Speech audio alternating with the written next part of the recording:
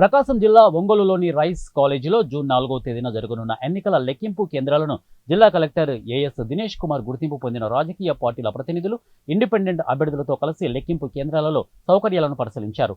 ఒక్కో అసెంబ్లీ నియోజకవర్గంలోని parliament, assembly ఓట్లను విడివిడిగా 2 రూముల్లో లెక్కించడం జరుగుతుంది.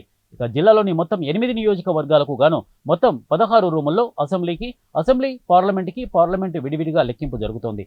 అలాగే ఇక సీళ్లు వేసిన 16 పార్లమెంటు, అసెంబ్లీ స్ట్రాంగ్ రూమ్లను కలెక్టర్, రాజకీయ పార్టీల ప్రతినిధులు తనిఖీ చేశారు.